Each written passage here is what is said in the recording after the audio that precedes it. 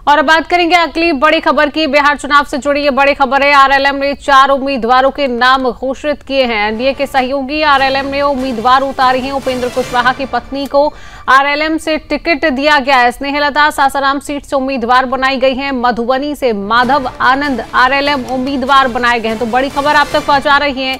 बिहार चुनाव से ये जुड़ी बड़ी खबर है। आरएलएम ने 4 उम्मीदवारों के नाम घोषित किए हैं। एनडीए के सहयोगी आरएलएम ने उम्मीदवार उतारी हैं। उपेंद्र कुशवाहा की पत्नी को आरएलएम से टिकट दिया गया है। स्नेहलता सासाराम सीट से उम्मीदवार बनाई गई हैं। मधुबनी से माधव आनंद आरएलएम उम्मीदवार बनाए गए हैं। तो लगातार ये बड़ी खबर आप तक पहुंचा रही है। जहां पर बिहार चुनाव से जुड़ी ये बड़ी खबर है। आरएलएम ने 4 उम्मीदवारों के नाम घोषित कर दिए हैं। एनडीए के सहयोगी आरएलएम ने उम्मीदवार उतारी हैं। उपेंद्र कुशवाहा की पत्नी स्नेहलता को सासाराम सीट से उम्मीदवार घोषित किया गया है।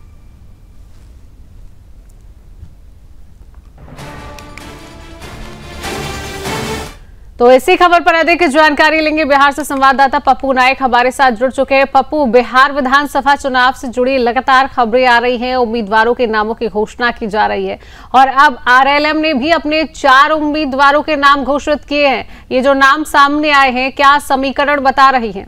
जी पप्पू। देखिए, मैं आपको बता दूं कि बिहार में इन दिनों इलेक्शन को लेकर नामांकन की प्रक्रिया कल अंतिम तिथि है और अंतिम तिथि होने के कारण सभी पार्टियों ने अपने अपने उम्मीदवारों के नाम की घोषणा कर दी है।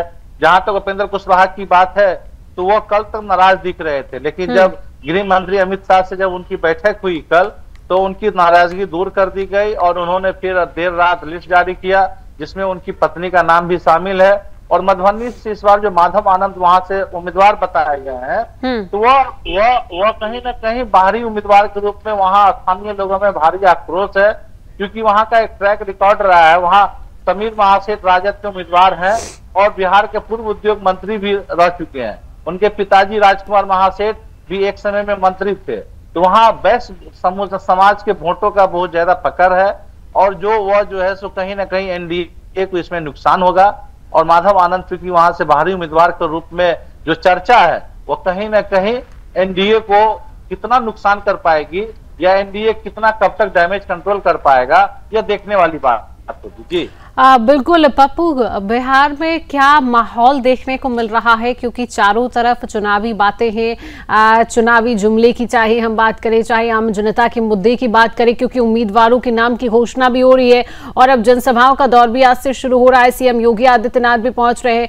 तो पूरा अगर हम सभी को मिलाकर समीकरणों की भी बात करते हैं तो क्या चुनावी माहौल जो है वो देखने को मिल रहा है? क्योंकि चुनाव देखिए बेहद नजदीक है। पप्पू जी, मैं बता दूं आपको कि चुनावी माहौल बिहार में अब धीरे धीरे रफ्तार पकड़ रहा है और प्रथम चरण के नामांकन के बाद सभाओं का दौर और के तेजी आएगी और इस सभाओं का जैसे ही तेजी होगा, बड़े बड़े नेता आएंगे। आज गृह मंत्री अमित शाह भी पटना पहुंच रहे हैं और इसके बाद क्योंकि अभी तक महागठबंधन की जो स्थिति है, महागठबंधन में अभी तक सभी सहयोगी दलों के बीच सीटों के बंटवारा की घोषणा नहीं हुई है। अंदर अंदर सभी लोग अपने अपने उम्मीदवारों को सिंबल दे रहे हैं।